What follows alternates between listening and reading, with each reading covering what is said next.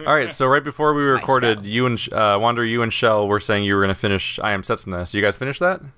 Yeah, we finished it. It took... Yep. So we did all the side quests, which you didn't do. No.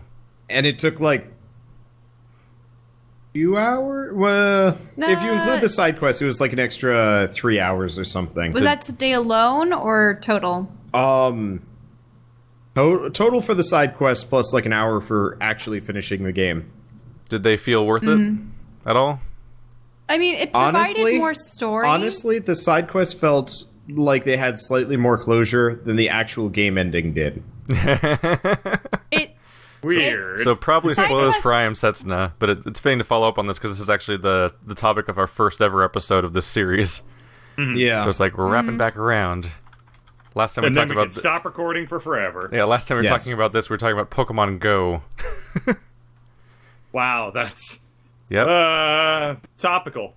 yeah. Everyone's Pokemon Go was a real flash in the pan, wasn't it? Yeah. Yeah. Probably Yeah. for the best. Actually, Yeah, I have I like a mean- micro story about that really quick, where because it was taking off so crazy, my local area, as I think I said before, was a Dratini spawn, which is like a rare Dratinis! Pokemon type for that game. So we were getting flooded with people, not only just going to the park, but also driving slowly in circles around the neighborhood to try to hatch eggs and stuff because they're that lazy. They put up a giant sign, like those road signs that are a series of orange lights that spell Yeah. stuff out, like dots. It probably says Dratini here. It was a giant sign warning you not to Pokemon and drive, basically, Oh. on the entrance to our seems neighborhood. That seems like something Neighborhood Watch would put together. Like a bunch of old people yeah. being like, people are flying around trying to evolve their Pokechorps. Oh yeah, angry old people were calling in trying to make the local Pokestops get removed from the game by complaining I'm to sure. the actual company. The I'm funny sure. thing about this is that the day that sign went up was also the day that Pokemon spawns got rotated, and Dratini Oh, was yeah. gone that day already. Dratini was gone. by sheer coincidence. So no So one. the old people were just like, we did it. Yes, exactly. They totally Now we like. can It's like they move thought they back fixed onto- something, but We everyone can just get went away. Obama impeached now. They should have put up a children at play and just shown like the kids I chasing saw after somebody angrily trying to argue that Michelle Obama was actually legitimately a man the other day. Oh, God. No. Yeah, I don't wanna pics get of the into internet that. stink. Nobody wants I to don't get into wanna- that. No one Yeah. wants to touch any Yeah. of this. Yeah, we're So good. let's keep I'm going. gonna Okay, stick that on the side of the road. I will say it's a bummer that all of politics now isn't ever. squeaking on you. No one ever There we talks go. about politics. It's literally Yeah. just like people shouting on Facebook about things that are like 17 degrees removed from the actual politics of either candidate, and instead just shouting about like The issues. made The up wars, concepts. The culture wars. Yeah. Like, any rate. I can go on Facebook and read a 17-page argument about an earpiece, as opposed to like what anyone stands for or what they'll do for the country. Yeah, I Like- know. We can all. Like, holy shit, world. We've all Priorities. gone onto your like Facebook feed and like checked out what your family does and like who they are and what they say to you. Oh, man. I mean, I personally have done that, and I was like, I feel so bad for Keith. Yeah. I just thought to myself, like, if I were him, I would have lost my mind Nope. many times. I'm too sane for that. Yeah. Or I never It's had rather it. interesting. My family has been traditionally conservative, but my mom It's so has bad voted it's staying on Democratic for the topic. last few conventions. Yeah, not conventions. Elections. Elections. I mean, there are yes. conventions in the elections and stuff. And it's funny how when we said that we were moving here to Kansas, one of my dad's first comments was about how, oh, of course you're moving there. All the young people are bringing their liberal ideals to conservative places that are cheap only because they don't tax the people or something weird, What? Essentially, he was saying that the cheaper places to live are red states, and people Okay. from blue states are flocking there. And that then it's going to change the political dynamic of everything. It's dumb. That's What? dumb. The electoral map hasn't changed in like 50 years, and it's not going to change. Also, just people It's vote not for gonna the thing change. that they think, and that's it. That's democracy. Whatever. I mean, politically scientifically speaking, like the electoral map is basically the foundational thing about how elections work in this country, and it's I mean, It was it's really- going to shift, but it's going to take a long time for any sort of shifts to happen. It's really interesting when we actually toured, I think it was, what was it? Was it the State House with one of my mom's friends? She was actually like a curator there for a lot of the artwork. So, you know, we got to browse around and see paintings of the governors dating back hundreds of years. And of course, the office itself had the more recent ones. And I think we had gotten to a discussion about how they were remapping. Oh, gerrymandering. What a topic. Yeah, that. Oh, It's an interesting one. But in any Anywho, case, we should talk about Setsuna. Let's burn this topic to the Setsuna. ground. Yeah. Boom. Like the country around us. So, Ah! so with I Am Setsuna, Those statements one are fun thing because that you can I read them in any direction. Jesus. Keith. Tell me about what's interesting about Setsuna, Shell. Please. Nothing's Please. interesting about Setsuna. The Yeah, end. that's the problem, actually. No. Keith makes a good point here. hey, It's quite possibly one of the least remarkable RPGs I've ever played. It's not bad. Like, the combat's fun. The writing's okay. The setting is snowy. And nothing else. And kind of repetitive. There's a lot of repeated bits. But it's like Skyrim. you can't. Oh, yeah. Yeah, actually, it is very Skyrim-y. There's a lot of enemies that are just like penguin, but 2 horns instead of 1, or no horns at all, and like this weird glowing circle for a face, and you're like, ugh. But that's it. But it's just, I'd say there's 20 enemy types max in the entire game, maybe 30, and they all generally do about the same thing. And, you know, a lot of the environments are just snowy mountain, cave. I'm not sure if I'd even give it Shell- that much credit. Shell's There might be less actually- than 10 enemy types if you ignore all bosses. Wow. Because that's there's bad. so many recycles and like tiny variations. hey, I was gonna say something, and then you steamrolled me there and started bashing it. Shell, we all started talking at the same time. No. Bird was being polite and said, "Let's hear what Michelle found fascinating about the game," and then you started talking, and that was it. The problem with sitting next to each other is that he's within arm's reach of the conch. Oh. sick book reference, dude. Yeah. Lord of the Flies. What an interesting book. Anyway. So, were you going to actually let me say my piece? Everyone stops All right. talking. Everyone stops talking, and you're not taking advantage of it. You're just using this to beat us over the head with "it's my turn now," so it's your turn now. Take it. No, it's not that. It's Take you your- legitimately cut it me Take your off. turn. Seize the conch. Okay.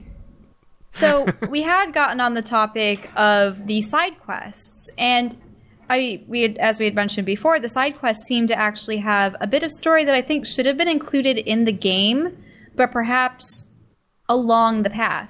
It had you going back to towns and villages with your characters, and there was no indication that you should return to these places or what. I mean, for instance, Julianne has to go back to the village that she originates from. Same with most of the characters, in order to get their special Sprint Knight, which gives them pretty much their penultimate ability, or their ultimate ability. And it was interesting, because there actually was quite a bit of lore involved with that. You learned a little bit more about their pasts. You learn more about their condition. Quite a bit is exaggerating. It's like usually Anything is more than most of the game, honestly. Yeah, that's true. Right. So it was substantial. Yeah, so and Niter... you would never have encountered it before if you True. didn't go on these. I think actually of all of the characters, Niter was the one that got the most amount of development. Who's kind of, spoilers, Setsuna's dad that you don't find out halfway through the And he story. never gets to tell her. Yeah, he never gets to tell her. But like throughout the entire game, he's kind of like being super sad because he's the only other sacrifices companion that's like ever gone on 2 trips, stuff like that. And he sets in his dad and like a bunch of other things and stuff. And he found out that both Setsuna and her mother's sister, Setsuna's mother and her mother's sister had a crush on him. Also, Yeah, were they And both he- sacrifices also? yeah, they were both sacrifices. Well, that The got- entire family line. That got really confusing because nobody comes out and says in really specific details how some of the family stuff goes on with Setsuna, but they start referring to individual characters as if you know what their lives were, basically. So halfway through the game, I'm like, wait, who was the sacrifice? Were they all sacrifices? Were none of them sacrifices? I can't tell anymore. No one's explicit anymore. Setsuna's aunt fails to be sacrificed, so her mother's She like, dies well, I prematurely. guess I'm doing it then. And then marches off to the last lands. But by then, she had already given birth to Setsuna. Yeah. Which means that she was wonder- pregnant before Niter had gone on the quest with her sister. Yes. Which is what's Yeah, that was the point. confusing isn't the. I thought the point was that Niter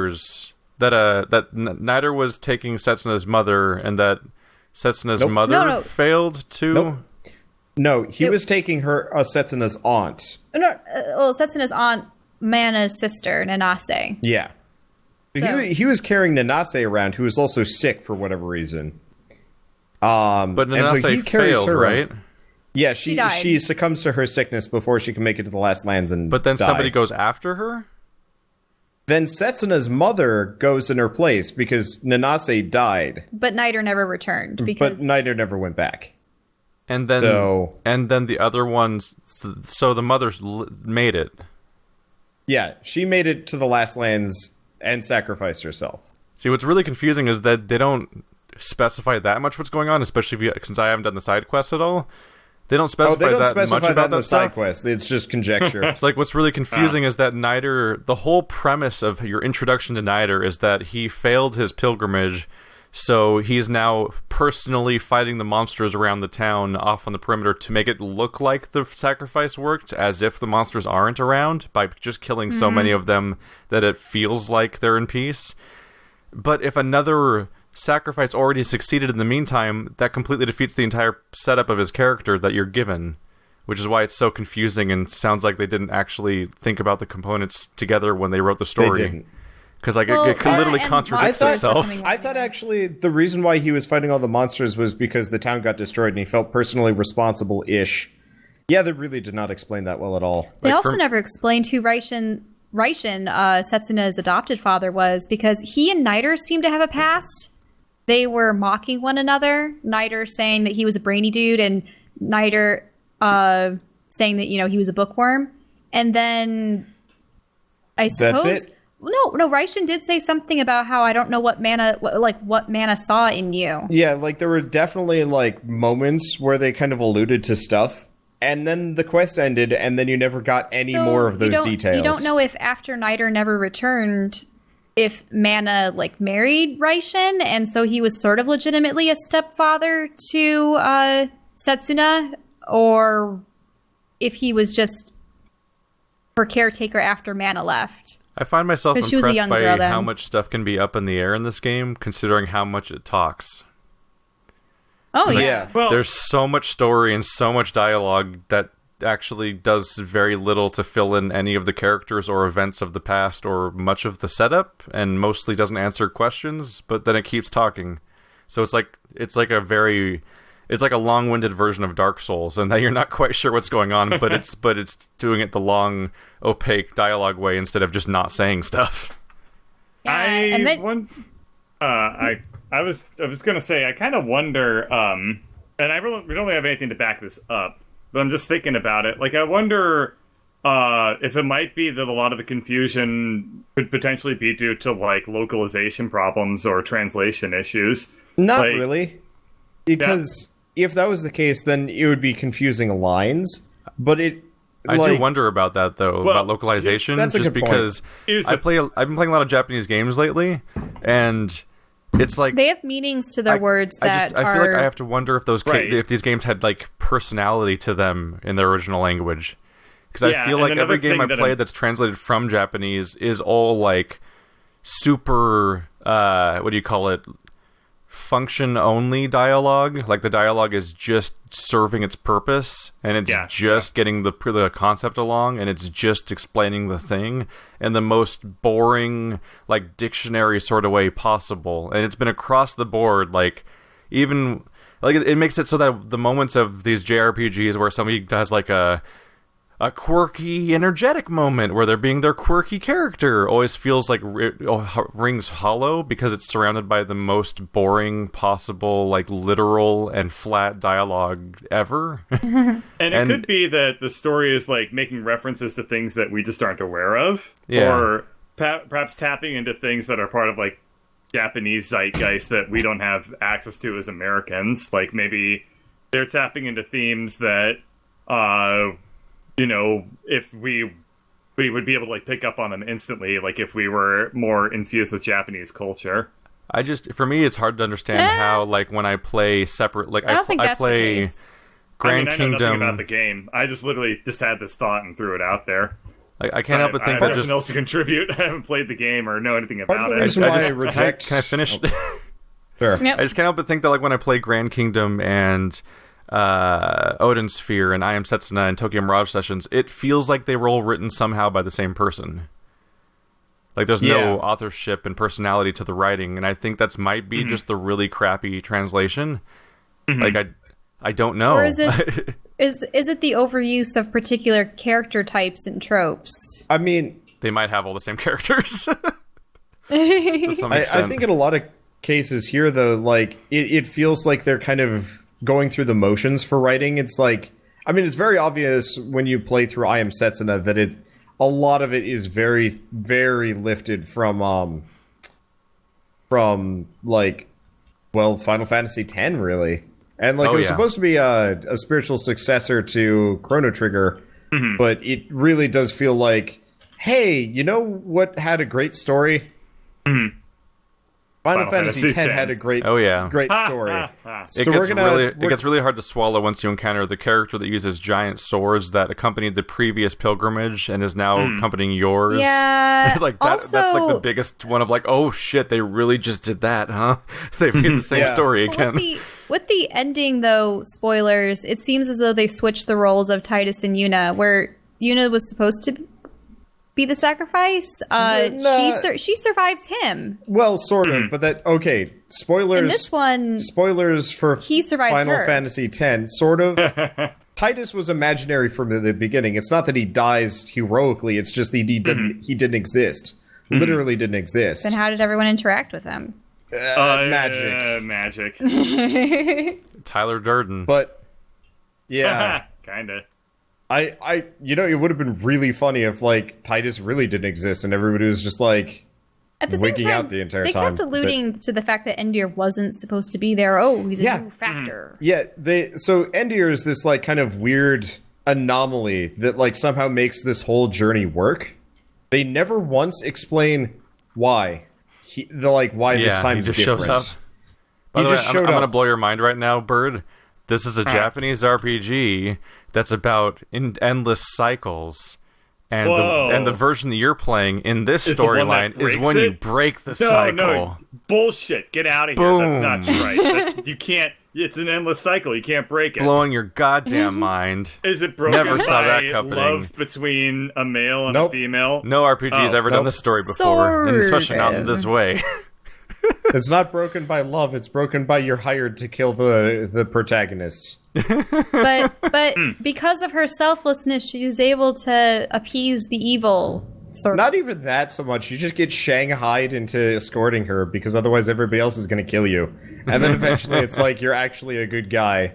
Like they kind of flipped it on his head in kind of a nice way, but at the same time a lot of it was just like, really? Okay. And then they never really like went into it anymore. Like you get hired by one of the other characters' lackeys to kill the protagonist. Yeah, and you eventually meet him season, again. right? Like I thought when you got hired to kill somebody that you were never going, that you'd never encounter them, or they'd be like the final boss or something when you go against your original mission or something. No, he's just he's a butler. Like halfway through the game, you encounter the person who gave you the job in the first place, and they're like, "Oh, I guess you're not doing it. Okay." And then let's not talk about this ever. Off. Yeah, he's like, yeah, he's even like, don't acknowledge cool that you know with me because like we gotta still function in our normal lives. And I'm like, what was the setup for? Why did we do this? The interesting thing, though, is it may have been Julienne while possessed by the monster blood stuff But they that never gave the order initially, because when you encounter her again, she's like, I must kill the sacrifice. And she said it herself, and that dude is her underling. So... That would have been a fun twist if it was ever any more than, at this point, basically being the equivalent of a fan theory. Yeah, like, that's the problem. They don't give us any ammunition one way or another, so it's just like, what, is that true? I don't know. Nobody knows. Nobody knows anything concretely apart from the fact that we know who Setsuna dad is, which is actually usually not alluded to in any RPG ever. In fact, usually the dad is dead beforehand. They have Disney but syndrome. I guess in this case, Yeah. yeah. Or you have people like, dead. or you have stuff like Tokyo Mirage Sessions where you have an entire group of people who apparently just spawned in the blink of an eye and don't have families or lives. Yeah, that's always really weird. I'm almost I done think with part of Tokyo the- Mirage Sessions, and I've never encountered siblings or parents or homes or jobs you or have school encountered- for any character. You've encountered plenty of siblings. There's just- Let me tell you. Well, there's one sister Okay. and one dad, and that's among 7 no, characters. I was going to say all of the female characters that want to call the main character Big Brother for Oh, some... that's creepy. That's Yeah, it keeps getting creepier. Well, so I think the reason why in most of those films they don't have a parent or a mentor in any because way. parents make things hard. No, they want to take that support system away to force Yeah. them to grow. Right. So And it wouldn't be a very compelling story if, like, Harry Potter was like, Mom, I'm having trouble. Although, to be fair, the dude had, like, $1 billion, so I'm not sure why he didn't just buy his way through everything. why did Harry have an inheritance or something? Oh yeah, Harry Potter yeah, has. he had hell. Yeah, He had Harry Potter having a bunch vault of full money. literal gold coins. It's weird how it's kind of not part of the story, isn't it? Right? It's like that just a- it's should like just a inform plot everything convenience. that he does. It's like Yeah, just a plot convenience to let him function in the society that he should have no money in. Yeah. Yeah. Why doesn't he just like do typical like trust fund kid things and be like taking selfies in front of Hogwarts? It's no wonder. like, an It's no iPhone wonder they and tried to shit put him like in that. Slytherin. He would have gotten along great with Malfoy with all their I money. think it would have been really. It would have been really funny if every once in a while he just like bribed like A teacher?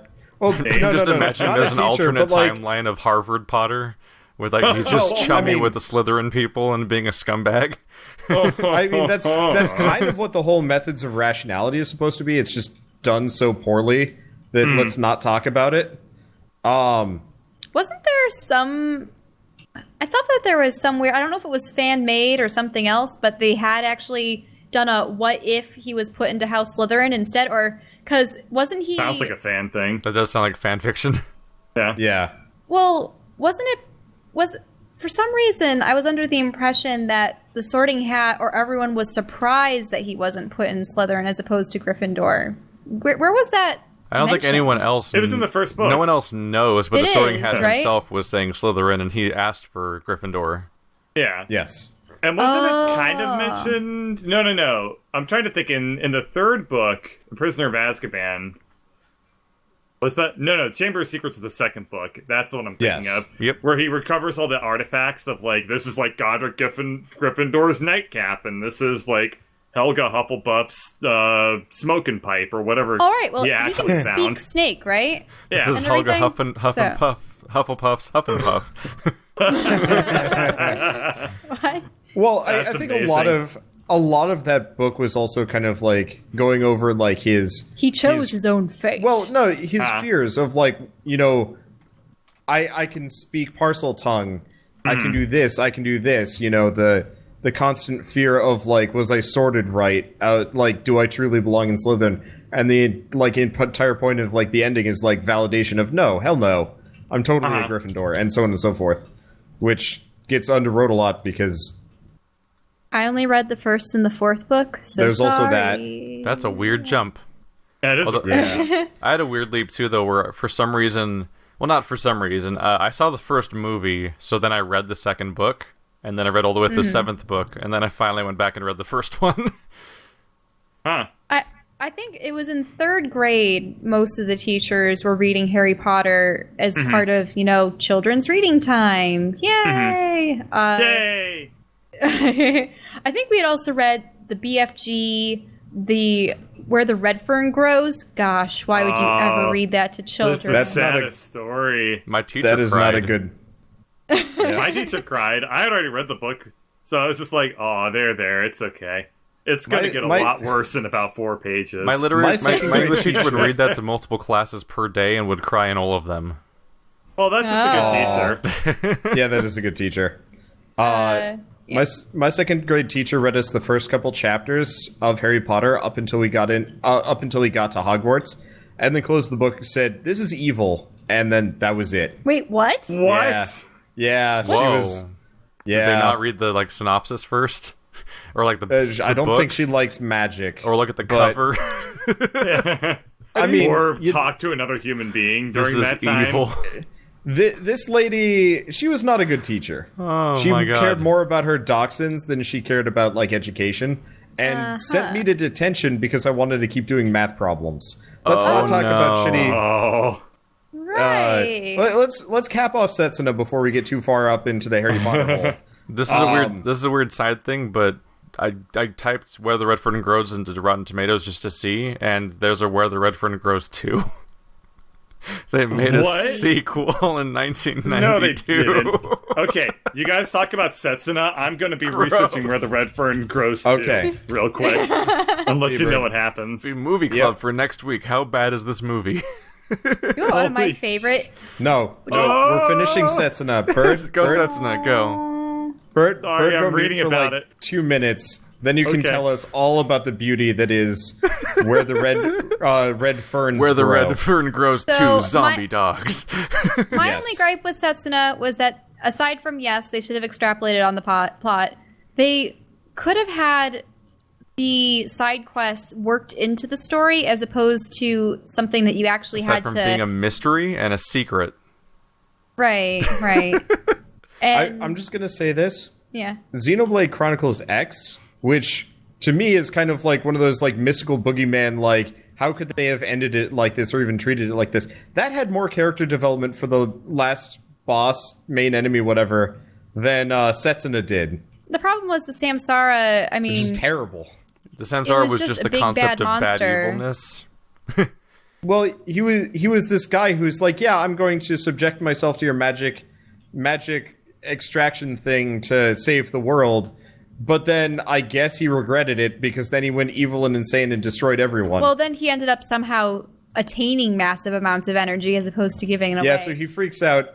He hulks out and he doesn't stop hulking out and they seal Essentially, him away for the forever. whole theme of the game was people are power hungry. They want magic. No, that wasn't even they take Skrytnite, that wasn't even the theme for the game. That was a theme for the people in the past were dicks. No. And now we have to suffer because So of it. they It alienate- surprisingly they has the alienated- same backstory as Dragon Age.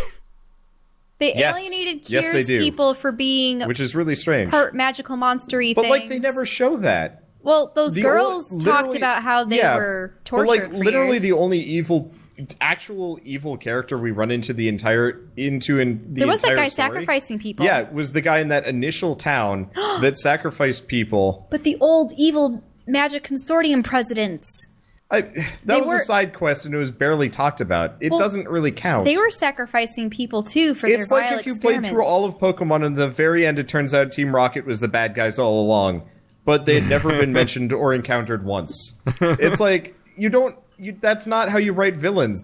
That's not even a villain. Right, which is why I'm saying they should have worked all this into the story They rather should than have, fleshed but it out they in the didn't side plot. because time constraints. Instead, you Well, were sent essentially- by some sort of evil force to stop this mission, but then never told who sent you. Also, we were sacrificing all these people to the good to stop the evil, but then she decided, oh wait, I'm going to stop the cycle by sending you guys back and forward and whatnot, and then we'll stop having to sacrifice people. And it's just like, what? Oh, didn't they also imply that she was in love with the guy that was... She instantly fell in love with wait, who are we talking about? Falling in love Everyone? with who? He fell in love with everyone. No. So the time judge had talked about someone that she had loved that she had lost. Was it the Samsara himself? Maybe they never really actually explained that. They're just like, I remembered my own name and the man I loved dies. It's like, I mean, you could have just said my name was Stu.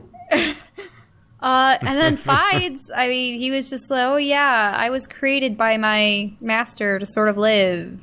without. So if you're playing the game For the way him? I played the game, which is that you don't know there's secretly side quests that no one mentions at any point in the game, or you have any reason to encounter. At some point because I pressed Shift Tab and I saw side quest mini guide, and I'm like, oh, I should probably look at that.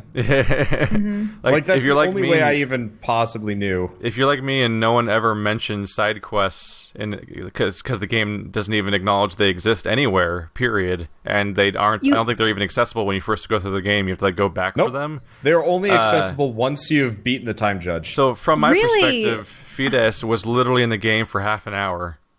Yep. He And joins you your don't party, get and then you anything beat the for final him. boss, and the game ends. I'm like, okay. So much personality. So like he looks so out of place at the end when everyone's like, "Oh, I guess they're not coming back." Well, we'll all go on with our lives now, and all the characters you've grown to know and love all look at each other and walk off, and one of them is Fides, and you're like, "Who the fuck's this guy?"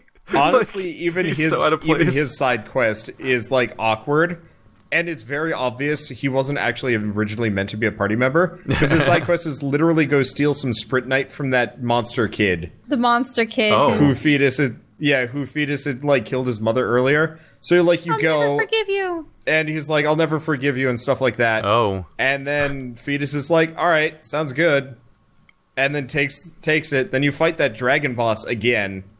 And then goody. you're done, and you don't even have to fight the dragon boss with Fetus. So it's just like, And he just agrees to be killed off later. He's like, "Yeah, if you want to kill me, come and do it." No, but in the ending cutscene, it showed that he was going to be hired by Oh yeah, Airship Man. He's going to be the Airship Man's goon for a while. Bizarre. really show- Everything's they didn't bizarre show- about the ending. They didn't show Julianne actually reestablishing her. No, she was just randomly on the airship with her people again. Her same We got tiny a squad. skyboat. Her Yeah. kingdom, and I mean, Kier had his village, and I mean, Eterna was just gone because she was just made by the time judge. She was a tidal wave the whole time. Yep. Yeah, and Endir just walks off into the distance, like one of those classic In that Western weird sort of way, heroes. Eterna kind of is that game's Titus. Because she's not real Yeah. the whole time. Yeah, she is. Just to add Yeah. another And thing she- that's from Final Fantasy X in that game.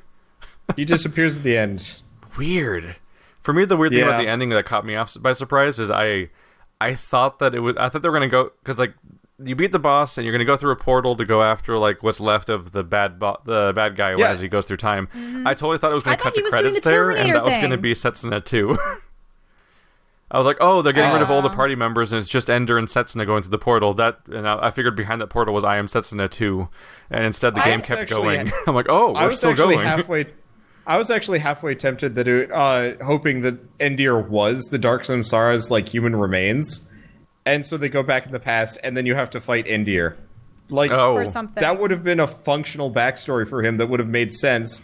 Would have been a little bit out of left field, but it would have It would tied have been things a off reason nicely if why you he murder the came shit out of through Endir at the time very end of and the was game. Different, yeah. But I thought that maybe the Samsara was going to try to pull a Skynet where it wanted to go back in time to prevent Setsuna, But no, he was aka just John there Connor, and from ever sad, and then you hit him once, and then that's it, and you're done. Was there ever a decision in the entire game that did things?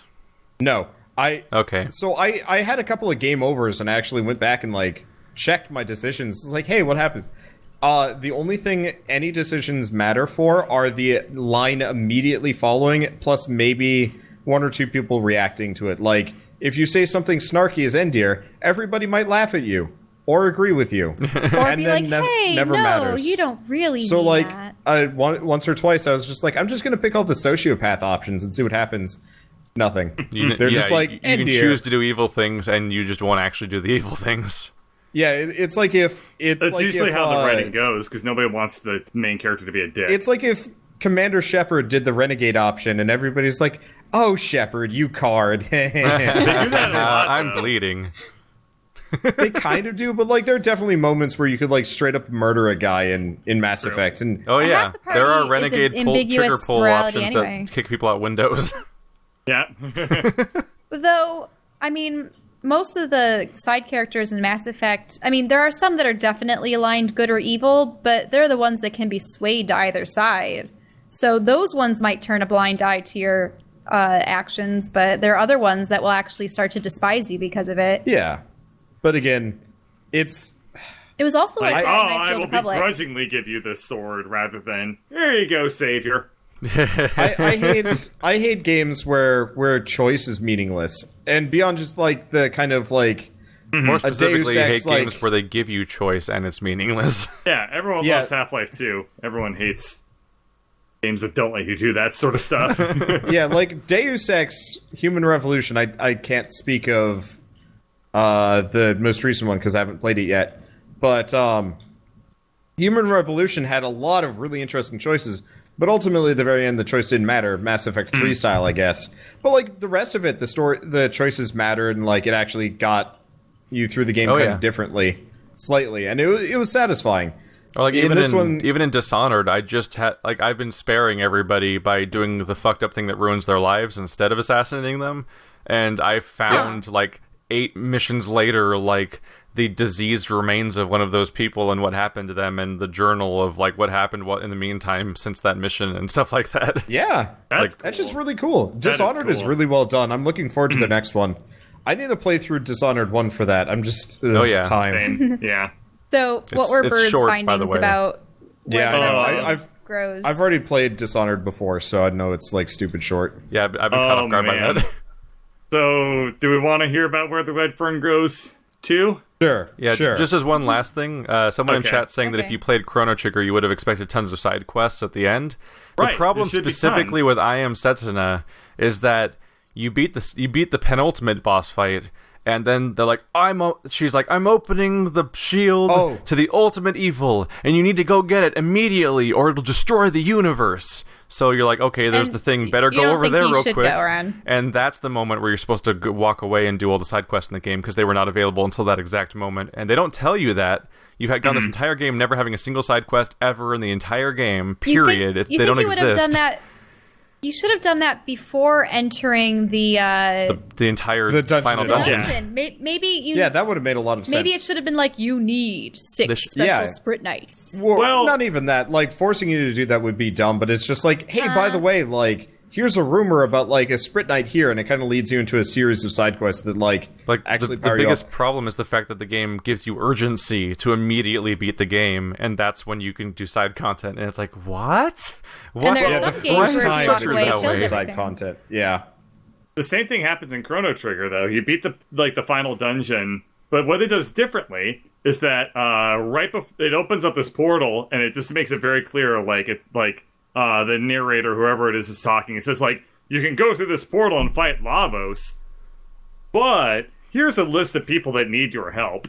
And it gives you a bunch of very cryptic clues, like here's where you go to do this quest, where you go to do this quest, where you go to do this quest, and it was like you can go talk to these people to help you better prepare for the ultimate fight or whatever. And Yeah, it's really none of clear. that happens. It's really clear, What happens is what a the portal intention behind does that point is. exist that shortcuts you back to the beginning of the dungeon so you can get out because it's such a Yeah. long dungeon. But all that happens story-wise is that the dialogue's just hammering home that generations upon generations of infinite cycles have been holding this one barrier closed, and we just opened it for you to fight them. And if you fail, the entire world will be obliterated. So like that's kind of that's like an emergency situation, and there's no reason to think at that moment that like maybe there's a bunch of secrets that just opened in these 5 minutes of gameplay. Like it's literally there's like a 60-second transition between dialogue to being locked into the ending, where you're supposed to think, oh, this is when I should walk over and do side quests I've never known existed. And at the point you look up a guide on the internet that tells you the 12 different towns Yeah, that have they're hard to obscure find. NPCs to talk to that have no Dude, markings Some of them are any kind of hard to find too. That's Like stupid. It's Endiers mind-blowing. specifically would be largely impossible to find because you actually have to go to that initial dock that you land on Oh god. to even start that one, and you have to talk to a completely meaningless NPC that hands you a letter. Yeah, I would have. I've never beaten any RPG before where I managed to get to credits before knowing side quests existed in it at all. Yes. That's crazy to me. That's like the question The of whether or la- not multiplayer exists in No Man's Sky. The last thing I want to mention, though, about the side quests, seeing as we're kind of bitching about them, you have to be level 50 to beat them. What level were you when you beat the game, Keith? Like mid-30s, early 40s? I can find out with the magic of looking at my YouTube channel. So, All right, Captain presumably, Disillusion. presumably you were pretty pretty even level-wise, but, like, not too far or anything like that. It's also why the final boss felt so... Yeah, so we had to be, like, mid-50s to beat some of those bosses, because you actually had to solo some of the bosses for the side quests. I was like level with 42 to 48 across my party. Yeah. Okay, so with Endir, we had to be, like, 54-ish, just so the boss wouldn't one-shot me with a crit, which felt awful. And then there was a different point where we were playing as Niter, and Niter was getting turned to stone and shit, and it was just frustrating. You had to use very specific combinations of Sprite Knight to survive those. Yeah, I didn't like that system, by the way. No, it was like I didn't enjoy I didn't enjoy the entire Sprite Knight system because there was like 100 per character. It felt like. But also they were super obscure because it's not just like it's not like some games where it's like, oh, there's just so many skills, but like I get them at least. In this game it was like, oh, I'd get comments saying that boss would have been easier if you had Dispel. And I'm like, well, I don't have Dispel. Like, well, you should get Dispel. How do I get Dispel? It's literally like the best you can do is go to a merchant that sells the Sprite Knight, and they'll be like, you need to have this material to get the skill. And I'm like, okay, what drops that material? Because every material drops off not only a specific mob for grinding purposes, but you also have to kill them with a specific element or type of attack to make the specific item drop. No, that's not looking it up. That's the tutorial of the game tells you that. Oh, I didn't even notice that. How would you keep track? Like I said, the game only has like less than 10 enemy types, but it technically, like by name, has like 50 plus enemy types because they recolor them and shit and call them different things. So you have to kill every type of enemy in the entire game with a different every element and every type of attack and every speed of attack and every combo type in order to unlock every potential possible drop from every character to get every skill in the game. So if you like don't use ice on the right enemy, you don't have Dispel for the rest of the game. Like that's a mechanic in the game. It's like, what the fuck is this system? Because then if it's just like the side quest stuff where you have to like spoil the game by looking everything up online in order to figure out how to play the game, basically, or just put endless amount of time into it to fall into the solution. But so because of these side quests, just to finish my point off, we were mid-50s. It took maybe like 3 minutes to beat the boss, and there was never any ounce of tension because we did the side quests. So, like, we get to the time portal thing, and it's like, wait, really? That's it? Like, that was the last boss? Yep. And it just felt like this wildly underwhelming thing, because that lady with 2 swords, legitimately harder than the last boss of the game. Like, she herself could have soloed it. Oh, the penultimate boss of the game is harder than the final boss of the game.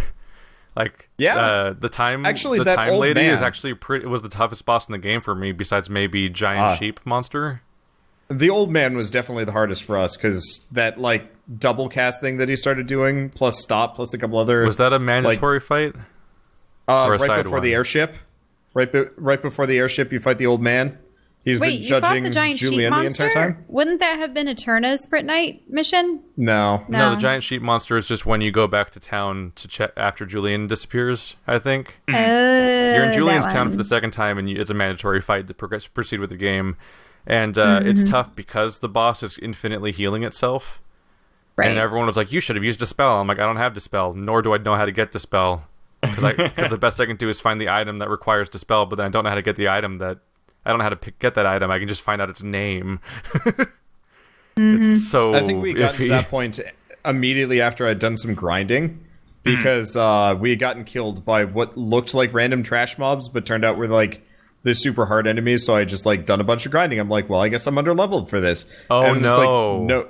Yeah. So you thought you were underleveled for the whole zone because of the secret elites, and then you grinded to beat them, and then everything was easy after that because everything else was still normal. Everything was easy up until like ways later. Yeah, it was bad. Those elites are a problem, though. That's also a really bad concept in that game. Is that like the game constantly uses recolors and slight remodels of existing monsters.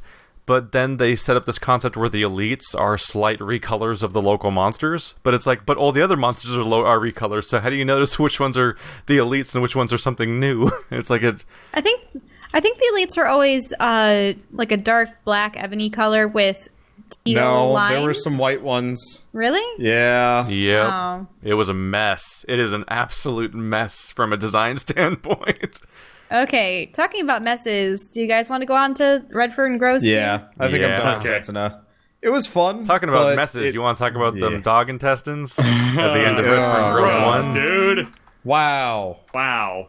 They took Damn, they Keith. took out their The they movie's took, worse than that. they took out the dog's intestines and they washed them in a pan and they Let put me them guess. back He in. buys 4 dogs this time and they all die. Oh man, dude. Oh man. All Does right. he does So- he form an illegal dogfighting ring and the Okay. entire? Let me just say. Wander's let me just familiar say with the that- Hollywood concept of escalation. Yeah. Yes. I mean air dogs. I Or mean, Airbud? Yeah. Airbud. There you go. Or Beethoven. Air dogs. No. There was like a version that was like air dogs that like The last Airbender dogs. well, it was like they actually had multiple dogs and I think it literally was called air dogs. The last Really? dog Yeah, bender. with like a Z in it. Yeah, I'd have to double check it, but it was pretty bad. Still not as bad as Cop Dog, but still. Yeah, true. Anyway, yeah. So let me preface discussing where the Redfern Grows Part 2: The Homecoming by just saying that this movie is probably going to be on a JonTron video at some point. I mean, it just has to be. Oh no. At any rate, a little bit of background about the movie. So the director and the writer for this movie, as far as I can tell, only made like 2 B-grade horror movies. And B-grade is being generous. We're talking like such classics as like horror from A Creature from Black Lake from 1976, or the Aurora Encounter, well-known classic from 1986.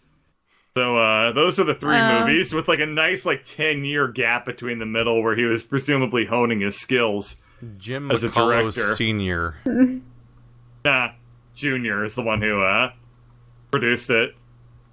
Okay. Anywho, Wait, he got it. The movie was produced by his son.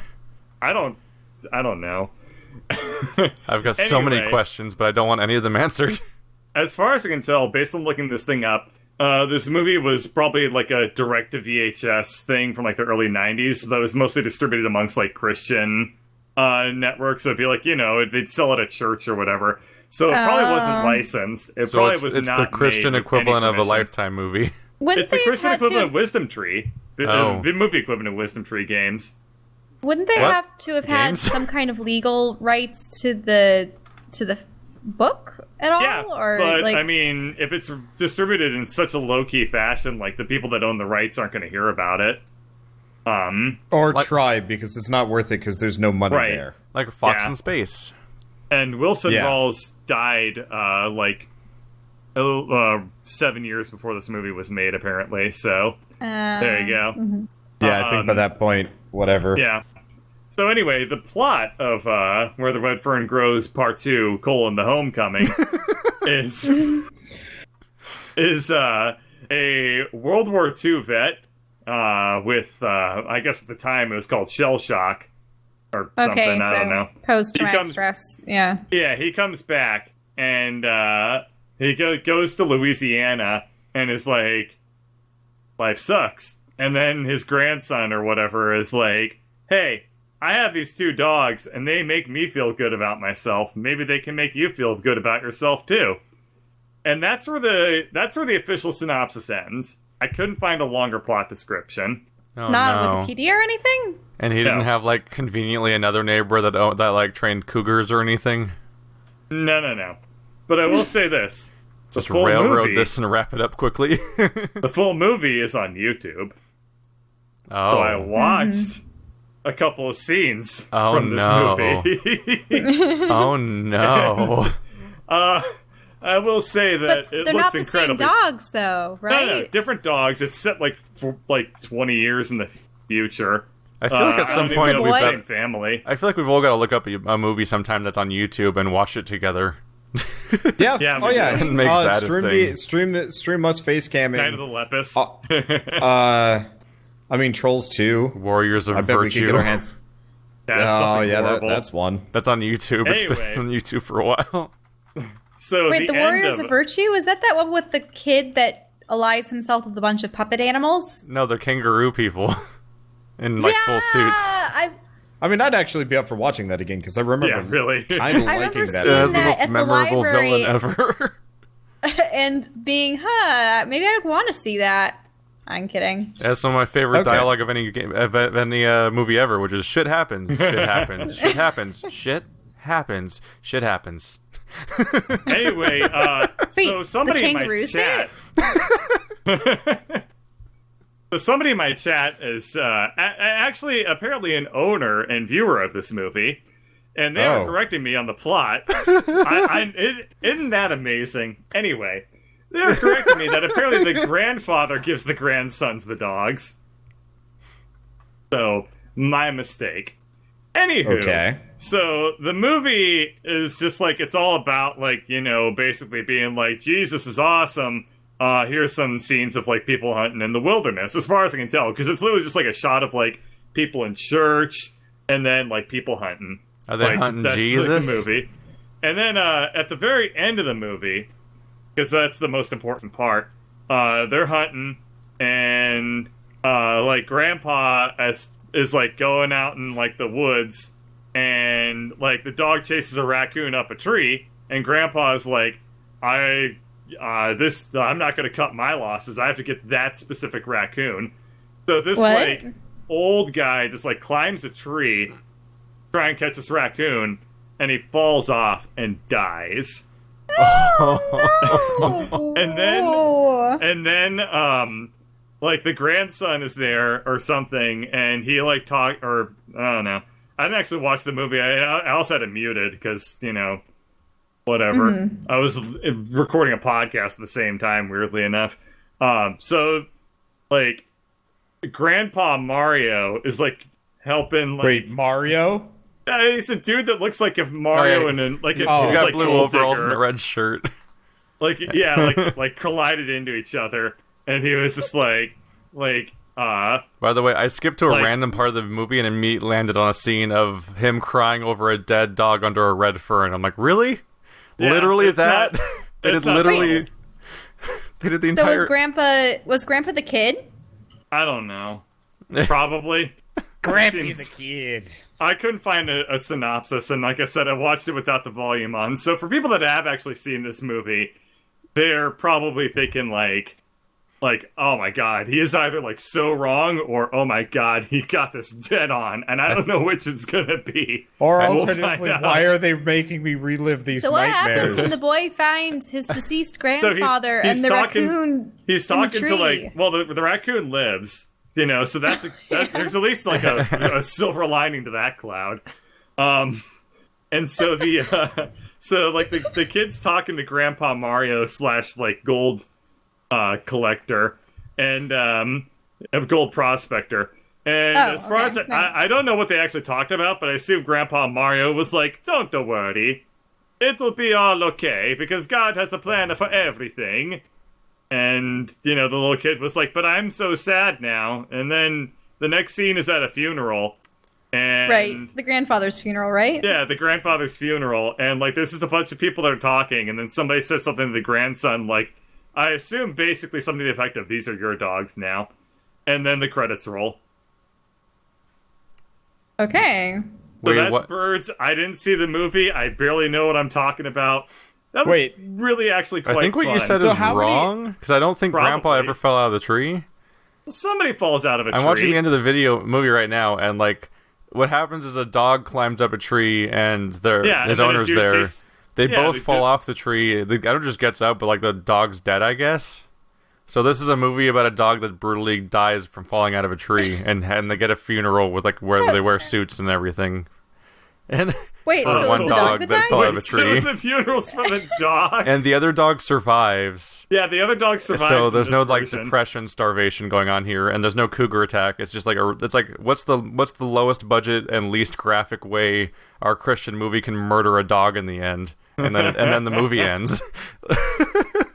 Yep. Well, So that's You know what was an awesome plot dog synopsis. movie? no, Shell. There's no awesome Homeward dog Bound. movies. Oh yeah, No. Homeward shit, Bound you're was- right. Oh. Good. Never mind. Yeah, Homeward Bound. I'm immediately I wrong. love that. yeah. Yeah. she's- Forgot oh, about You know, that I one. actually want to say I could be wrong on this, but I think Homeward Bound was actually one of the only series that actually had like decent-ish sequels, even if it really was just the exact same plot over and over. Weren't they again. immediately They lost got lost in in the San city. Francisco?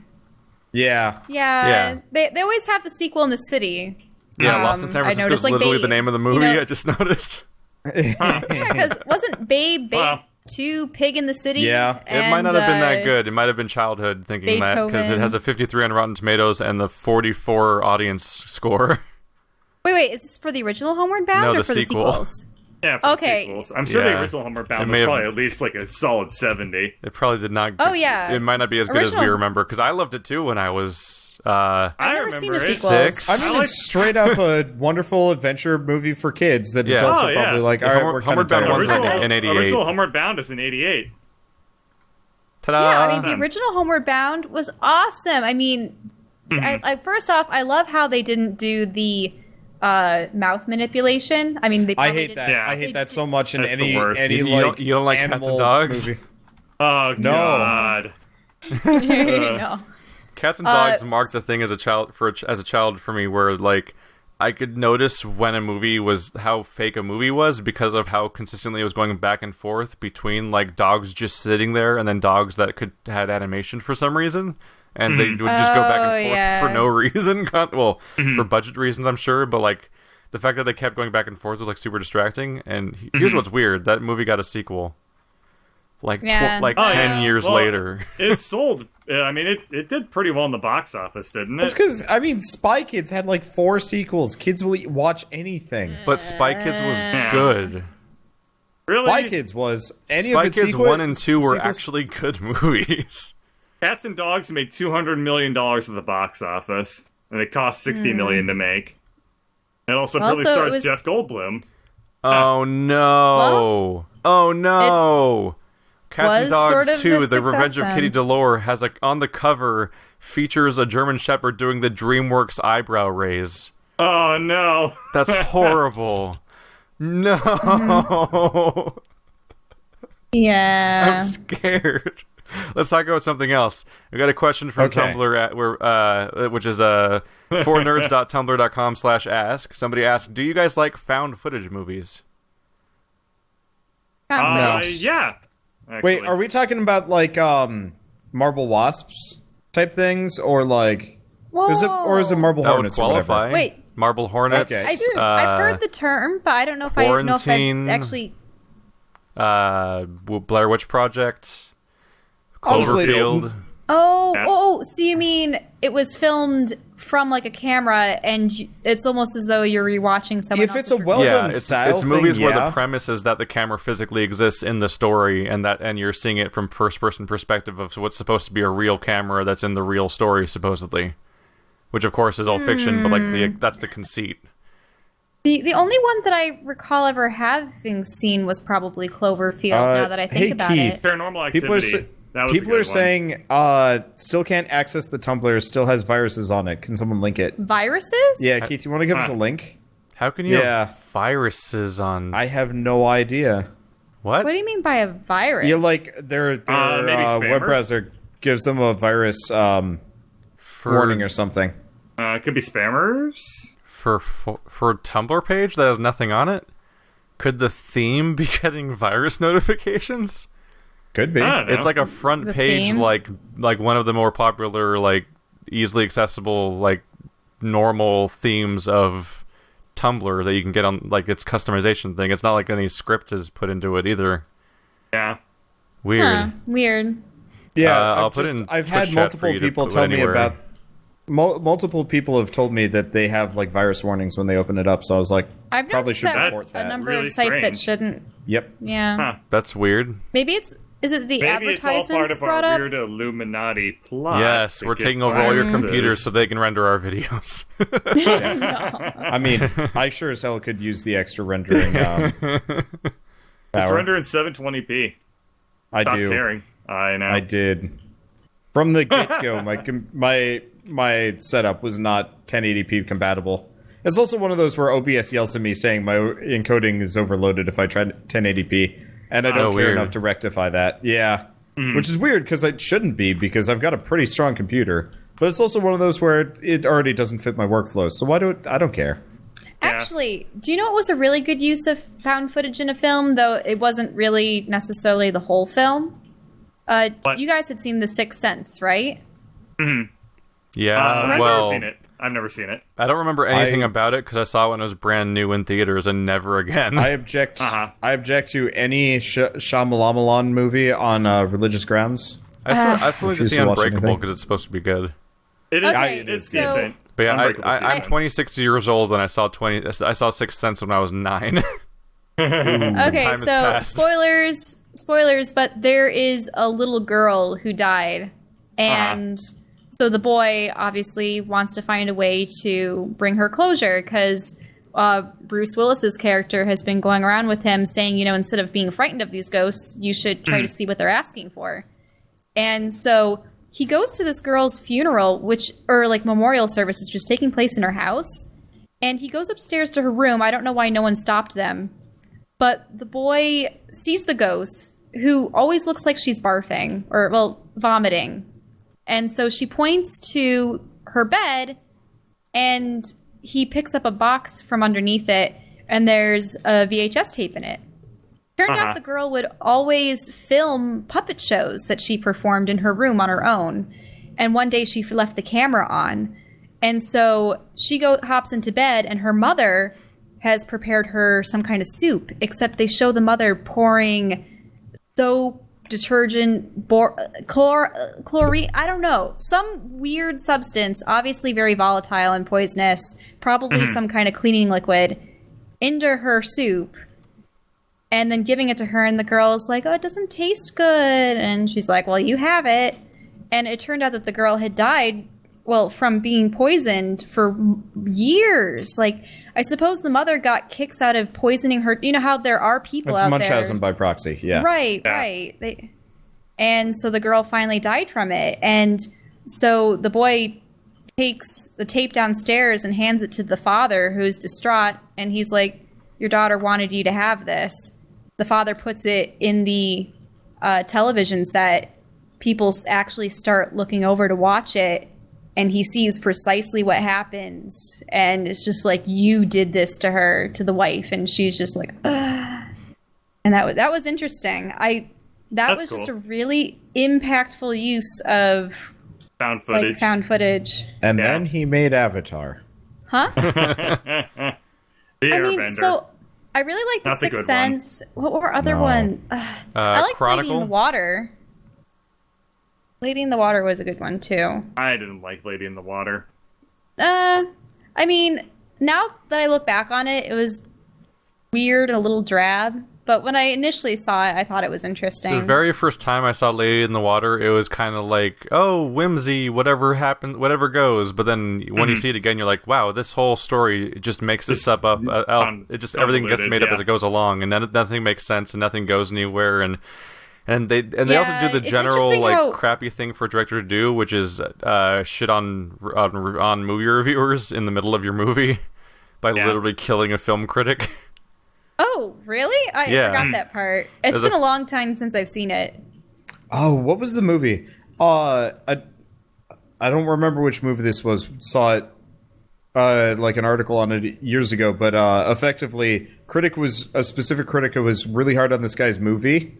And so for the next movie, he kills off a guy with kind of the first two letters Oh. of first name last name switched as a symbolic thing midway through their slasher fic or something.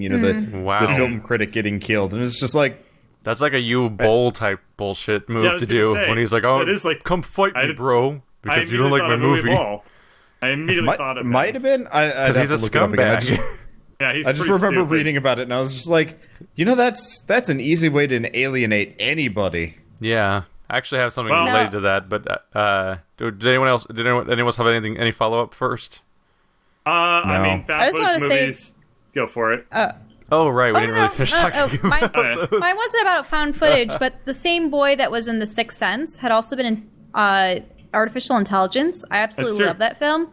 That's but- a great film. Yeah, it's but- awesome. Wander cried during it. Okay, we're not talking about that. Okay, sorry. It was just so sad. Where was the camera? Why didn't you film it? Everything for No, YouTube. it wasn't a good time. Yeah, not a good thing to bring up, Shell. Sorry.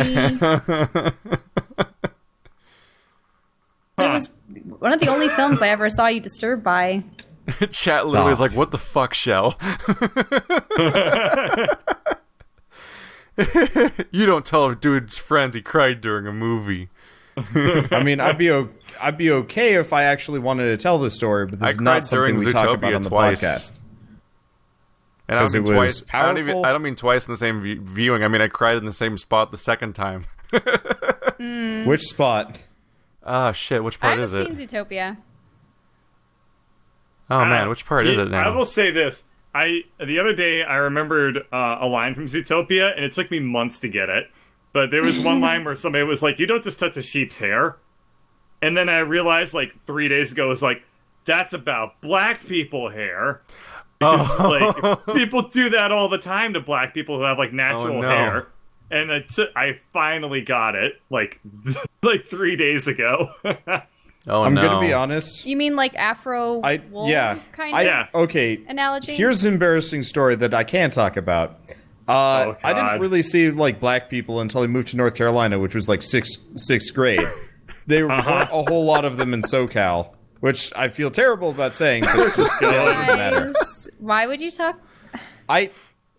So one of my friends figured this out, and he was a black guy with an afro that was like the size of his belly, and he was a pretty rotund dude. He's like, touch my afro, and it was this like weirdly urgent thing of like, you have to touch my afro now. Yeah, nice.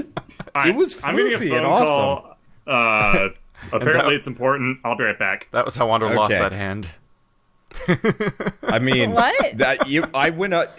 I was halfway, like up my forearm.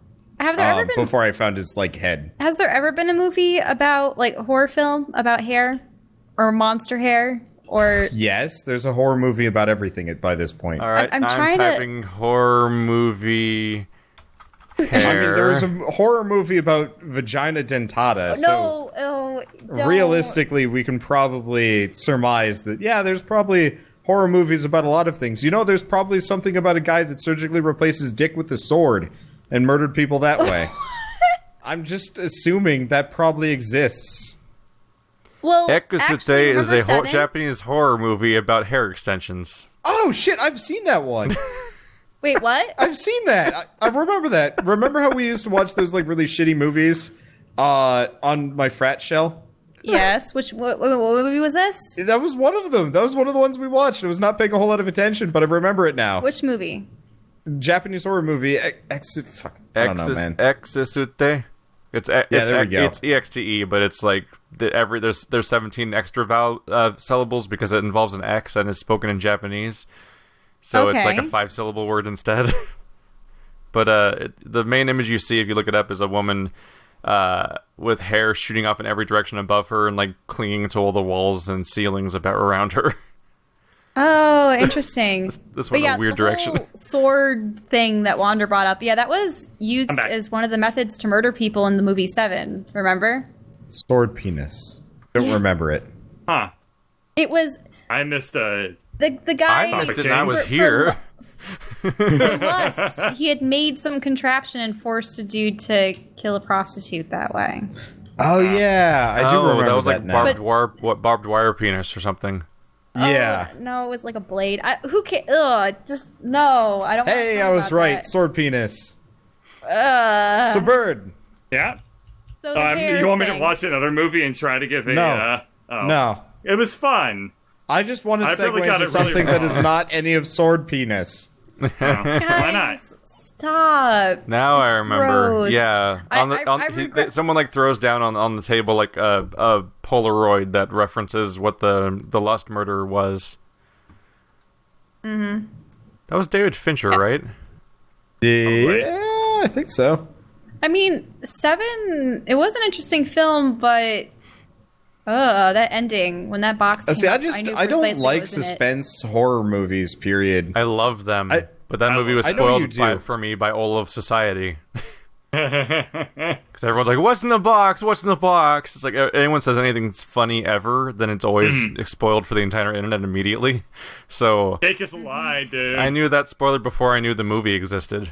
Like, Portal was Well, I scary before it got completely spoiled and became hilarious. What But like was? if you played Portal. Portal? Like, if you played through it without like knowing all the jokes and like stuff like that, like it actually was kind of a freaky game. Oh yeah, I played that game on launch, and it was awesome. Yep. And then everybody started quoting it, and I was just like, Steamy, oh, yeah. this is a little bit less awesome now, but I mean, whatever. Yep. Yep. You will be burned, and then there will be cake. What? Can you run that by me again, please? Like, it's a whole game of weird dialogue option things of like that, where it's like, it almost sounded like the normal way to say things, but it wasn't the normal way, and the way you said it involves me dying, so... Did any of you guys take the conveyor into the fire? Yeah. Or did you all escape? I went into the fire. So It's hilarious. So I couldn't actually figure out how to get in. Uh-huh. Like, get out of it. So I thought actually, the legitimately same that thing was the happened to ending. me. Yeah. I thought it was the ending. And I was really confused when the No. credits didn't roll. They give you And I a was like- they give you a puzzle you can only solve by doing that to set up that mechanic so you know how to get out of it. I wasn't exactly... I think I was kind of in one of those, like... Shit, when did that even come out? I think it was in high school. You just I don't forget the remember. connection that you just made. Like, you just don't realize. You just kind of did it without, like, You were too registering busy what you thinking did about all with the it. pretty boys at school. Yeah. Wait, what? part of it is, like... I mean, you guys probably have noticed I tend to, like, zip past everything in games. Yes. I know. Aren't you excited about and- Divinity 2? I am. That is going to be... That is going to be a nightmare that I'm not Divinity entirely... Original Sin 2 speed run where he leaves behind the other 3 players. What? Well, I can't wait. I can't wait. Well, it's I want to play turn-based, that so that's 4 going to help player a lot. because even though it'll be a massive clusterfuck, I just don't know what 4 people it would work with for a whole playthrough. My problem is... I don't know if My problem is Stainless picked up 4 copies, and he's like, want to play it? Actually... Yeah, how are we going to do that? That's... Shit, we have 5 people that have it. done. Fuck. Well, either way, the 2 of us are playing it together because we literally broken. played the first one Absolutely. together. Absolutely. It's So just we the just rest need to of it break their that's- friendship, and then we're good. It should be easy enough to do. Friendship Turf Wasn't- War. We just need to find Oh. another 2 people who beat the entire first game together, and then those 2 teams of 2 merge, and that's the whole story. Wasn't there a horror movie about a computer that had fallen in love with a girl who was the neighbor of his owner, and then Of who's I don't know. owner? Mel, can we stop talking about horror movies? Well, we were Most of talking them are about- like bland and But there was a contrived. really cool I scene love horror where movies.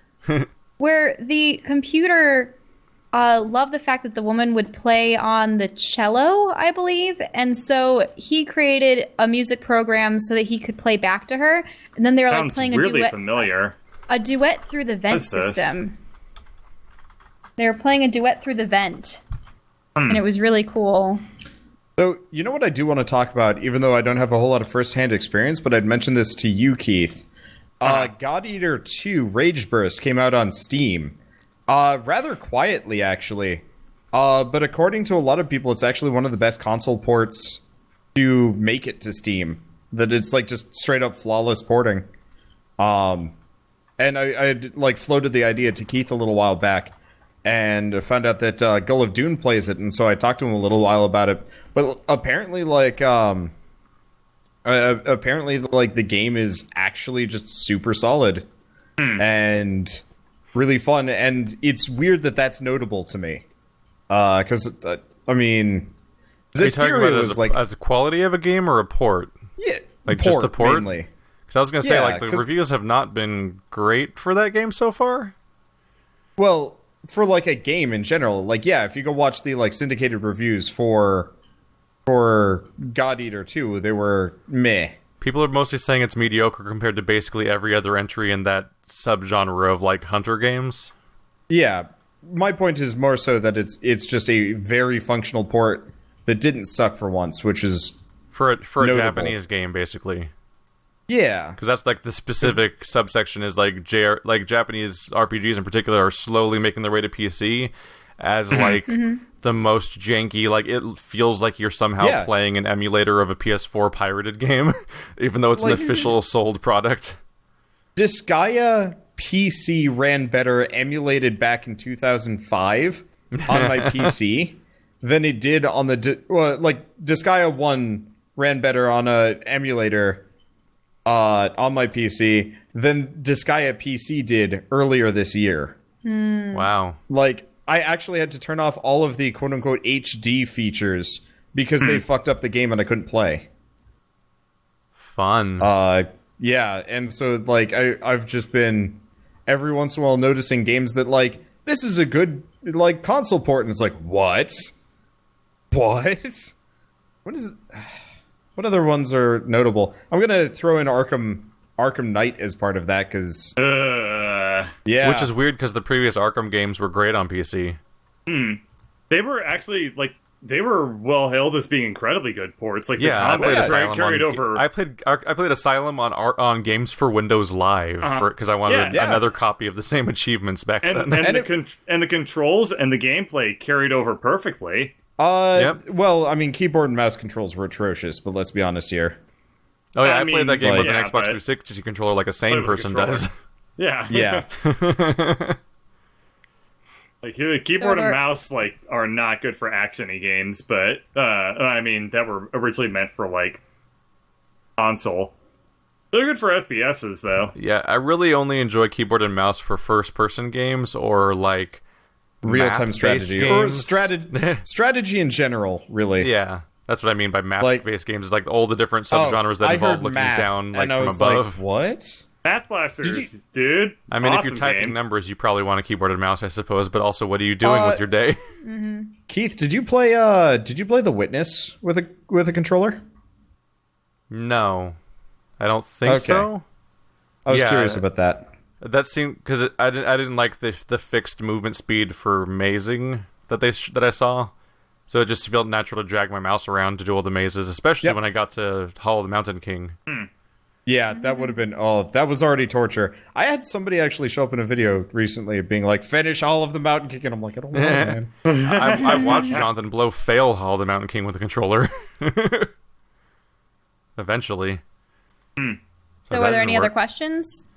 Oh well, most of us never really touched the found footage question yet, like at all. Yeah.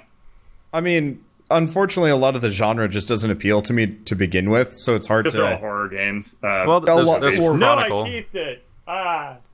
There's Chronicle. Oh wait, isn't there that new movie that's coming out with the? Didn't Bird refer to it earlier? The old man who's blind. Didn't they have a camera or something? Or was that? I think that's just a normal movie.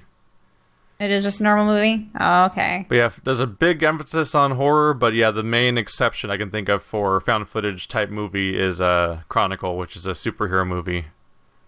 Oh wait, isn't there that one that's from the perspective of the guy and he becomes a cyborg? He's let Yeah, out? that's already out. That was terrible. It was terrible. I haven't. Very, obviously very seen it. bad. Oh, and there's Well, you haven't also seen it either.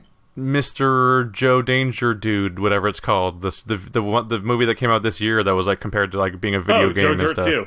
No, Right. you know what I'm talking about, right? The first person action movie.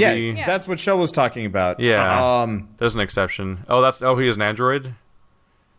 Well, didn't know- cyborg. It I didn't know looks- he it was a looks like machine he- person. Yeah, he was a cyborg. You sort of look down and you're strapped to a stretcher, and your supposed wife is telling you, "Oh, they did this to you, blah blah blah," but I was able to bring you back, kind of thing. And I think he has mechanical components. That's actually on Steam, by the way. Like, if we do want to watch it. Wait, why is it on Steam? Because why not? They can start streaming movies on stream. Yeah, they've been what doing that movie for did a I while, watch on- actually. Oh, Yeah, I watched a couple like documentaries on Steam. I like have the Mad Dota Max 2 on movie and Steam. stuff like that. And not just the game. Yeah. Which is actually kind of a neat little thing. Of course, I'm not going to watch it because I don't rewatch movies ever. But it's neat. I'm surprisingly likely to rewatch movies. Time, man. Time is so hard. Like, I already have trouble watching the movies that I want to watch in a year. I find that when I Oh was my God. younger, I could watch more movies and rewatch them again and again. Now it seems to be one of those things where, for nostalgia's sake, I might go sifting around, find a movie, and watch that. But I find that I'm looking for more new experiences as opposed to watching the same ones over and over again. The only other instances that I'll rewatch things will be if I want to show my friends something, which is all the time because my father's extensive VHS collection from the 70s and 80s and such, they had never seen those films. And many of those films are either being remade or having sequels in this decade. So people are going, oh, wow, I want to watch the originals. And it's like, well, you can come to my house and we have all the original stuff. Yeah. Like Where the Red Fern Grows 3. No. So, Bird, No. next time I visit you, we're filming that. One shot. We don't even have dogs. I know. 2 dogs were harmed in the making of this movie. Del can make us costumes, can't she? She can make us like doggy fursuits. Yep. Yeah, that I could. So Why doesn't she sound as psyched about this as we do? So on the topic of found footage she's movies, realizing she's going to be supporting a really poorly done vanilla yiff porn. Oh. Whoa, hold on. I didn't know what I was signing up for. Too late. Too late. You already had a verbal agreement. Yep. It's too late now. Those aren't legal in this state. I mean, you're moving to Washington. Damn From it. Washington. I mean, the yiff porn's already infiltrating the podcast. You should see some of the thumbnails I get for accounts that are submitting questions via their Tumblr accounts. I didn't know Purple was exclusively asking us questions. On the Okay, topic so- of found footage films, I really enjoyed how it was used in Blair Witch Project and Cloverfield, and Cloverfield did it so well. what was the other one? Paranormal Activity. Paranormal Activity is the first one's pretty alright. It gets really bad from there though, and then and Quarantine was a fun time, which is supposed to be a remake of Wreck, but I've never watched the original yet. It was originally it's a like foreign film, isn't it? Yeah, they were Spanish films. Yeah, And they made like almost like a Quarantine, shot-for-shot remake. but I've heard that they're not good. It's not good. I enjoyed it. In particular, like the ending is like one of the tenser scenes I've seen in a while. But I'm predisposed to like Quarantine more because I like what do they call it, like ship in a bottle movies, where the whole film's in one location. So like I enjoy the concept of Quarantine and Saw and Reservoir Dogs and like What about the one movie where the dude's in there. the telephone booth?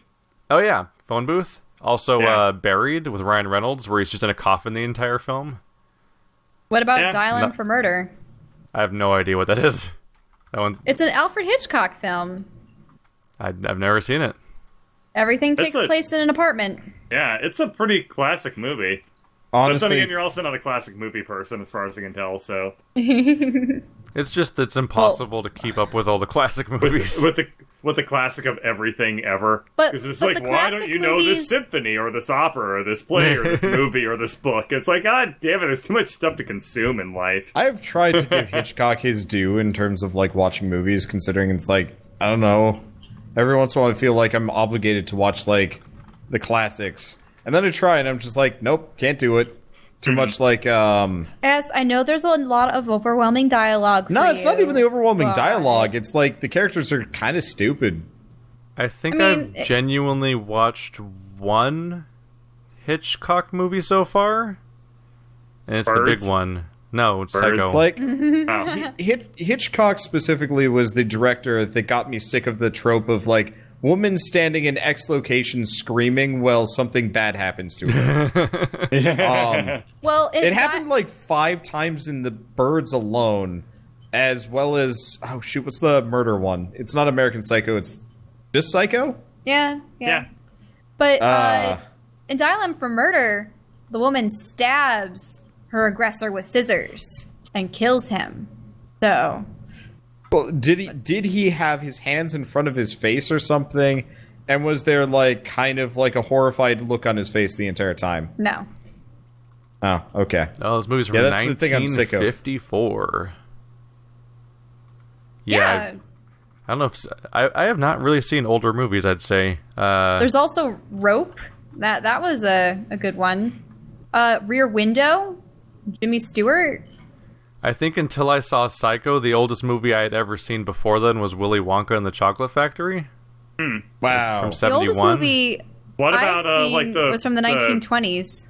Oh. I What find it about, hard to believe you hadn't seen we Wizard of rocked to Oz see by the that Wizard. point. Yeah, I have Wizard seen of Oz. Wizard of Oz. Oh, and I've seen Yeah. Chitty Chitty Yeah. Bang Bang. Never mind. Well, I just so- have no movie was I just don't know not how good. old these movies No, are. Chitty Chitty Bang Bang is really bad. I mean, the original Metropolis is 1927, right? yeah. Yeah. Listen, the important thing about Chitty Chitty Bang Bang is that I was definitely 4. Yeah, no kidding. Holy Most shit, people that's a were. 2.5-hour movie. Wait, really? How is that Wow. movie that long? It's just a car that flies. I don't even remember the plot. Like, if anything happens in it Wasn't besides there the somebody car that was flying. like, wasn't there kind of the classic like villain that was trying to take the car for his own, like sort of? Vile purposes. Yeah. The oldest movie I've ever seen is A Trip to the Moon, which came out in 1902. Yep. Oh yeah, I've seen that. That was. It's on We had Netflix. to watch It's that. really Oh, yeah. cool. I I like did. it. I actually did pretty see good. that. I did Isn't see it like that 10 one. minutes long? Yeah, it's Yeah. about It's 15 really minutes short. long, but it's amazing. It's All right, really, well really then- cool. Yeah. Now, yeah, How I old is already Un talked Chun about Lost Andalou then? Horizon. 'Cause if we're You talking don't about need really to old hear st- more Oh. about that. I've seen Un Chun Andalou from 1929. I think Nice. it's my oldest Yeah. movie then. Cool. Well, I only I've saw it because seen, the Pixies, because they have a whole song dedicated to it. It's like they're like slicing up eyeballs. I want you to know, and it's like I'm a debaser and all this stuff. That's the Da Vinci, not Da Vinci. Un Wow. Chun Andalusia and all those Dolly lyrics, and I'm movie. like, what? I'm like, what are they talking Ooh. about? And I look up Un Chun Andalou. I'm like, oh, yep, that's a woman getting her eyeball sliced open. Yeah, that's one of I- the really, really famous early special effects. Looks really cool. Yeah, what was it? Like she had a missing eye, and they put like a cow eye It was in a her eye cow eye. hole or something. Yeah, it was a cow eye instead of a glass eye. That's. Which is why it Weird. looks like all Ew. big and Graphic. kind of like misshapen. I don't think I understood anything that Interesting. happened in it, but I saw it, and now that I'm looking at it, that's technically the oldest movie I've ever seen. I've seen Trip to the Moon, I think, 12 times now. One for every, like, art history or animation Jeez. class, kind of. That seems a little excessive. It's excessive. The novelty It's of it a- wears off after yeah. the halfway through the first time. Many of my favorite films No, are I from mean, the I think- 1950s. I think It it's was definitely novel. quite enjoyable to get through the first time, but then I would never True. watch it a second time. I think the first time I watched it, it was kind of unwelcome. Like, I didn't want to be there. Like, I wasn't supposed to be Well, there, but I was it was in school. probably, yeah. I think I was also, like, very young because they were trying to teach us, like, kind of the basics for animation for some reason. And that, I don't know. They didn't do a good job of it. Yeah. One older film that I try seeing it in its entirety, and it's so difficult for me, is Lawrence of Arabia. It's so long. Yeah. got through it. I really and there's like that Alec movie. Guinness is in it, a number Uh-huh. of other significant actors from that time, but yeah. I saw it like about 3 months ago. Oh, it took me 4 days. Oh, it's 3.5 Lawrence hours. of Arabia is Yeah. like trying to watch Ben-Hur. Oh, but Exactly. Ben-Hur has Charlton Heston. Doesn't matter. Lawrence Too of Arabia long. has Peter O'Toole. Like, oh. I lost interest in Ben-Hur well before the chariot scene, and if I remember right, the chariot scene's like halfway through the movie. Yeah. Mm-hmm. But I really Yep. like, I actually very much like Lawrence of Arabia. The soundtrack, the score is incredible. And like Oh, yeah, of played course. it's played on radio all the time. And if you learn about like T.E. Lawrence, like, oh my god, he's such a cool person. And the fact that he died in a motorcycle accident, and that was like the I start of know. the film. Yeah. You survive sad. war and surviving in the wilderness and crossing the like desert and stuff. Repeatedly. But oh my god, Motorcycle the accident. cinematography on It's all like- the it's desert like if scenes they- is amazing. It's like if they killed Han Solo in Episode 7 by tripping on, like, a loose No. cable in the Millennium Falcon. That actually would have been really funny. I thought or you guys he were actually saying. got eaten by those roly-polies. I thought you guys were saying that the actor got killed by a Oh, motorcycle no. accident. Oh, no. Peter O'Toole had a very long career, even after Lawrence of Arabia. But the movie's Right. so old that he Actually- could have had a very long career and died 30 years ago. I'd like So to I go don't- back So I and don't watch know. a lot of the Universal horror films with like he only died Vincent 3 years Price and a number of other actors. Claude Rains, Boris Karloff, Bela Lugosi, you name it. I Those are some don't good think that I ones. could put myself to watch like some of those. Like I will Bela have Lugosi to, stuff. because I Like, can I don't only know, Okay, man. imagine Shell's if you We going just can't- all if got to you find it can't- on YouTube No, and watch it together. Guys, Guys, if you can't handle any of those, at least watch Abbott and Costello Beat Frankenstein Monster, because it has all those actors in it. Lon Chaney Jr. They don't have Boris Karloff. I like it how Shell Seems has like this something really my parents would watch. Shell has this like really cultured list of great like classic movies, and then like right up there is like Bubba Hotep and Abbott and Costello Meet the Mummy. I probably watched Bubba 5 different Hotep Abbott and is Costello movies as a terrible. kid. Abbott and Costello actually were pretty good. I used to No, watch so- their various monster movies.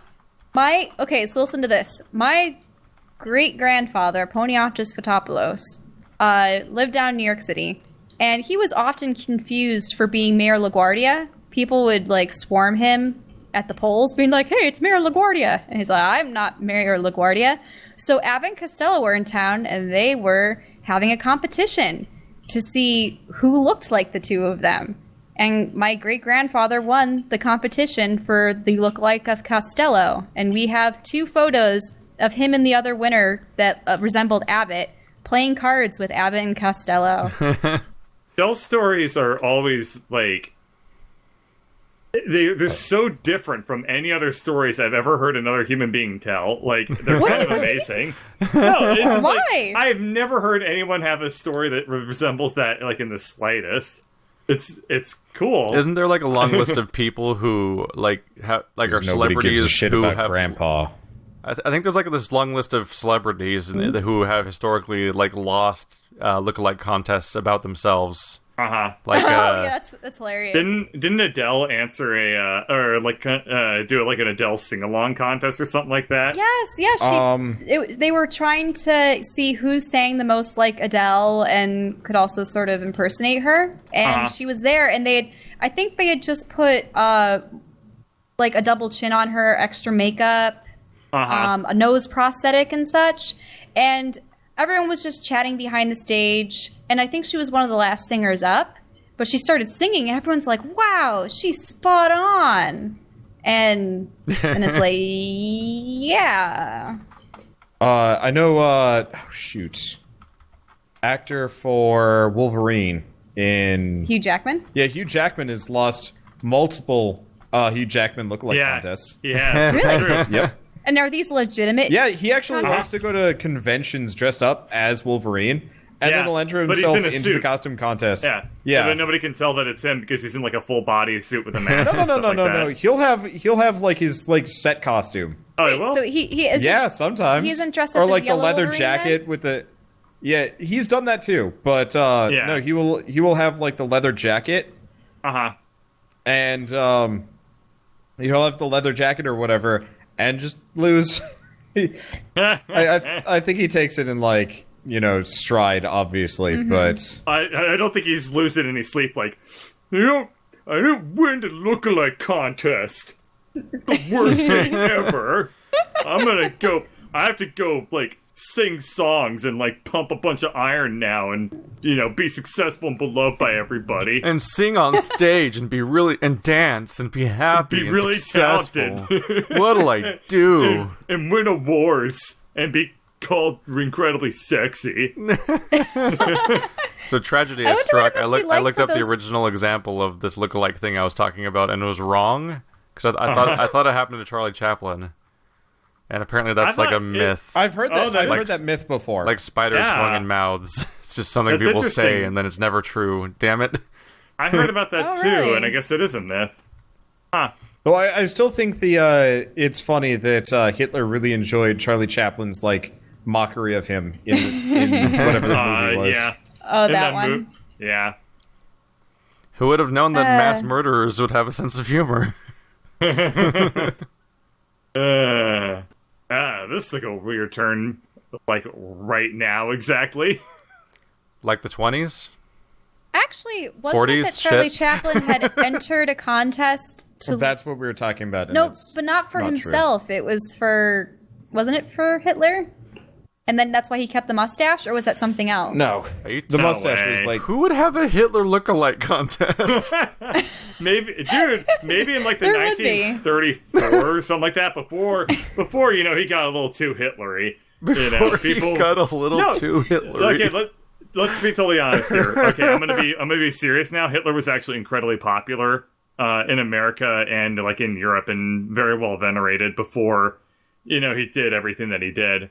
Like most world leaders, basically. Yeah, but like there's like tons of articles you can find that were written from like the 20s and the 30s. They're saying like Hitler is like a hero, and like people are also saying stuff like there's a very famous thing where people are saying that like there's articles that were written about Hitler saying like, oh, he doesn't actually hate the Jews. He's just using that to become popular, but he's not gonna like kill them or anything. I'm just looking for like, I'm trying to type article headline: Hitler can do no wrong. That's gonna work out. Does that exist somewhere? I remember watching I think you'll no, probably all find the results a lot are of Hitler's I Okay. remember watching a documentary about Stalin, and it went through all of that. How he pretty much went from hero to pretty much reviled secretly by many of his people, but no one would dare say anything about it. Yeah, he was a murderous asshole. Yes. Really breaking new ground here on the podcast.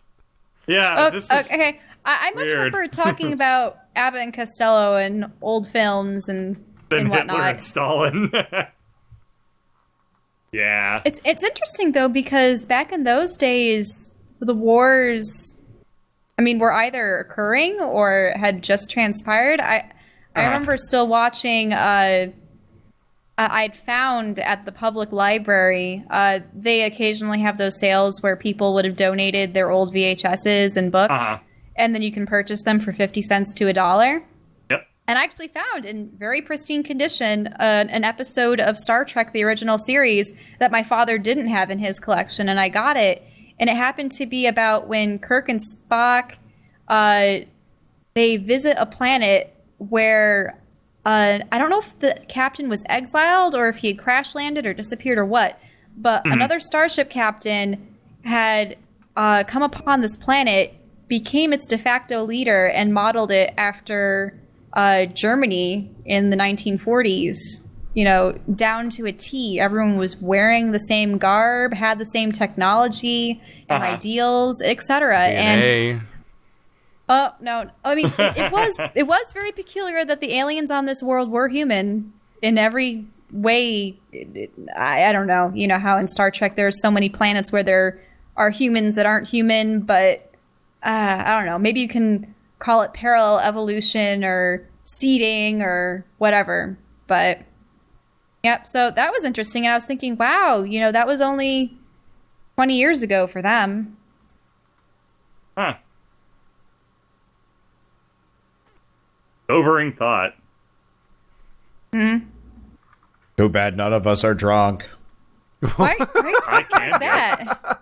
I can get drunk. Sobering? Oh, Yeah. I get Jesus that. Christ, Sorry. Wander. I hear that. I hear that phrase every once in a while, and I'm just like, I feel like, Being a dumb. yeah, Yeah. We Pretty much. understand and appreciate. yeah, Well, I think that we've been going for a while. yeah. I don't think we're gonna get much better at this point. Yeah. We should probably end this.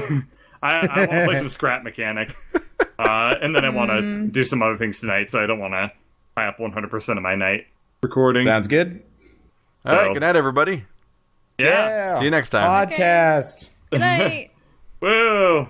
This is a weird one.